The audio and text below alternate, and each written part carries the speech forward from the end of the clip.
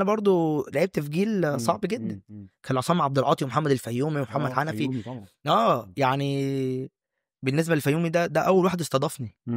اوكي. يعني ده اول ما طلعت كده قال لي تعالى يا ابني اقعد جنبي. هتبناك. هو بناني قال لي بص، سيبك من كل شتم كده، سيبك من كل دول، انت هنا معايا.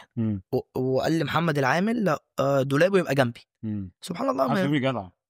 ما هقول لك بقى، يعني الفيومي اول ما طلعت كده خدني كده، انت ومالكش دعوه باي حد وبتاع ايه، اتمرنا وبتاع. فلقاني واقف في موقف الاتوبيس، هو معدي بالعربيه، قال لي راح فين؟ تروح الهرم. قال لي طب انا ساكن في الهرم، ان هو ساكن في الحدائق هنا.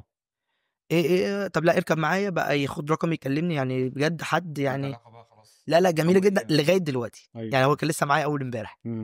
يعني بقى اخويا بجد، يعني ده اللي وقف جنبي في وقت يعني انا مش فاهم فيه حاجه. حلو ان اي لعيب صغير كمان يا كريم بيبقى محتاج ان في كابتن يحتضنه. زي شيكابالا مثلا اول ما دخل الزمالك قال لك انا دخلت لقيت عبد الحليم علي وحازم امام وبتاع، خدوني كلهم ودخلت وسطيهم. فده اي لعيب صغير بيبقى محتاج ده، طبعا محتاج ده بشكل كبير عشان يقدر يحط رجله على الطريق. طبعا ده لازم ان انت يفهمك بقى بالظبط يعمل ايه وما تعملش ايه، تتكلم ازاي، هتعمل ايه مع اللعيبه يعني.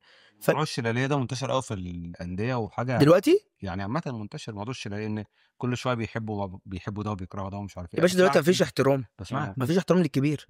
بقى الصغير فاكر نفسه لعيب جامد لا يعني شايف نفسه ان هو لسه بالقلم الرصاص، لا انا جامد جدا على اي حد.